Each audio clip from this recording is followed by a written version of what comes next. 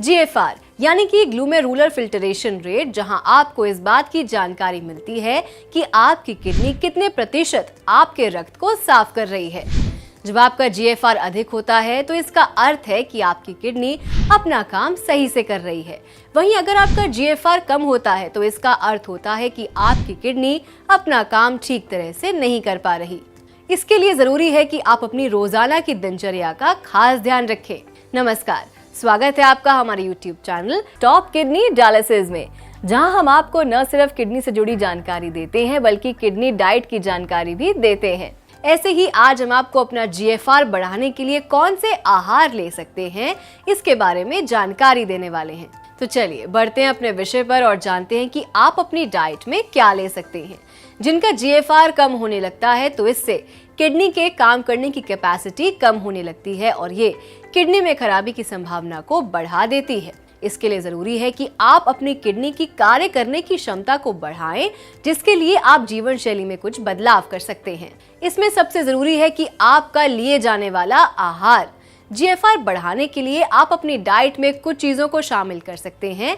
GFR को बढ़ाने को और किडनी की बीमारी से बचने के लिए आपको अपनी डाइट में protein, sodium, potassium, calcium, phosphorus और लिक्विड डाइट का सेवन सही मात्रा में करना है, तो इससे जीएफआर के काम में बढ़ोतरी की जा सकती है। आप अपनी डाइट में प्रोटीन कितनी मात्रा में लें, इसके लिए जरूरी है कि पहले आपको अपनी डाइट की कार्य करने की क्षमता का पता होना चाहिए। अगर आपकी किडनी की कार्य क्षमता कम है और इसके बाद भी आप प्रोटीन रिच फूड का सेवन आवश्यकता से ज्यादा करते हैं तो इससे जीएफआर लेवल कम हो सकता है। इसलिए प्रोटीन रिच फूड का सेवन उतना ही करें जितना आपके शरीर के लिए जरूरी हो। प्रोटीन रिच फूड में आप एजिकल, bread, soya, milk, tofu, Greek yoghurt, cottage cheese, दलिया, अंडा, पनीर, ब्रोकली और बादाम, इन चीजों को अपनी डाइट में शामिल कर सकते हैं। ऐसे आहार आपके जीएफआर लेवल को बढ़ाते हैं। इसके अलावा सब्जियों और फलों में आप उन सभी सब्जियों और फलों का सेवन करें जिसमें सभी प्रकार के मिनरल्स के साथ साथ पानी भी सही मात्रा में हो। किडनी को स्वस्थ रखने के लिए आप आहार में क्या ले रहे हैं ये जरूरी है, लेकिन इसके साथ ही ये भी जरूरी है कि आप पानी की कितनी मात्रा ले रहे हैं। खाने के साथ साथ उसको पचाना भी जरूरी होता है, जिसके लिए जरूरी है कि आप खाने के साथ साथ पानी भी सही मात्रा में लें ताकि आपका आहार सही तरह से डाइजेस्ट हो और आपके शरीर में क्रिएटिनिन का स्तर कम रहे और आपका जीएफआर लेवल भी सही हो। इसके लिए आप अपनी डाइट में घिया, टिंडा, तोरी, टमाटर, खीरा, गाजर, मूली, जामुन, अंगूर, नींबू, मौसमी, पपीता, अनानास, इन चीजों को शामिल कर सकते हैं। इससे आपके शरीर में जरूरी मिनरल्स की पूर्ति भी होगी, साथ ही आपके शरीर में पानी की कमी भी नहीं होगी।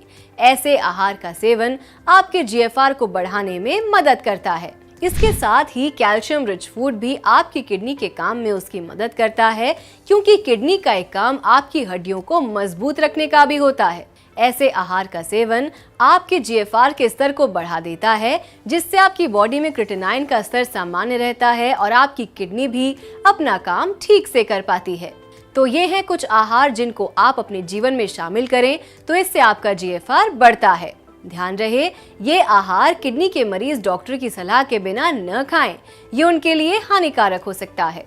अगर आप अपने जीवन में आयुर्वेद को शामिल करते हैं तो यह आपको किडनी की सारी समस्याओं से दूर रखता है। आयुर्वेद का इलाज पूरी तरह प्राकृतिक है, जिसका कोई दुष्प्रभाव नहीं होता। अगर आप या आपका कोई अपना किडनी खराबी की समस्या से परेशान है तो इसके लिए आप आयुर्वेदिक उपचार ले सकते हैं, जिसके लिए आप कर्मा आयुर्वेदा से संपर्क कर सकते हैं। कर्मा आयुर्वेदा का आयुर्वेदिक इलाज पूरी तरह प्राकृतिक है, जिसका आपके शरीर में किसी प्रकार का कोई भी साइड इफेक्ट नहीं होता और आपकी किडनी ठीक रहती है। इसके साथ ही इस उपचार में आपको डायलिसिस के दर्द को भी नहीं झेलना पड़ता और न ही आपको किडनी ट्रांसप्लांट के महंगे खर्च को उठाना पड़ता है। तो आज के लिए बस इतना ही। वीडियो पसंद आई तो लाइक और शेयर करना ना भूलें। हम फिर मिलेंगे एक नए विषय के साथ, तब तक के लिए नमस्कार।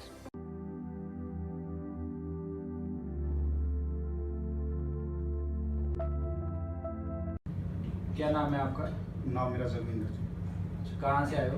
गांव पोसला, जिला सोनीपत। सोनीपत से। तो क्या क्या दिक्कत हो रही थी जब आप आए थे? जब मेरे को यहाँ पे आया था, मेरे को इन्फेक्शन था किडनियों में, मेरे को ब्लड यूरिया बहुत ज़्यादा बनता था, 302 तक। अच्छा।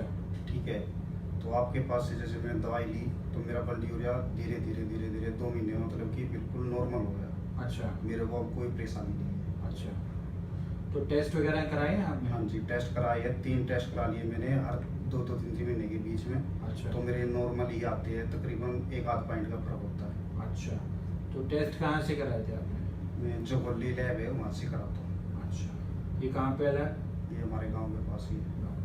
ठीक है, तो हमारे यहाँ का कैसे पता चला था आपको? मेरे को केवल है। अच्छा अच्छा, तो कोई दिक्कत वगैरह, दिक्कत तकलीफ हो रही है? नहीं, अभी कोई दिक्कत नहीं है। अगर जो मैं परहेज तोड़ता हूँ, जैसे कि कोई भी लापरवाही चीज़ खाता हूँ, तो कभी कभार किडनी में हल्का सा दर्द है। अभी कोई दिक्कत तकलीफ तो नहीं है? नहीं, फिट है कोई- बिल्कुल? कद्दी बिल्कुल। ठीक है, मेडिसिन वगैरह ले रहे हैं अभी? नहीं। जरूरत नहीं पड़ती? नहीं। ठीक है, बहुत बढ़िया। तो अभी जब मैं यूरिया आपके वगैरह, पास- टेस्ट वगैरह? जब मैं आपके पास आया था, जब मेरे में 66 या 67 किलो वजन था, आज मेरे में 80 किलो है। अच्छा, चलिए, बहुत वेट भी आपने गेन करा है काफी, बहुत अच्छी बात है, अच्छी बात है। ठीक है,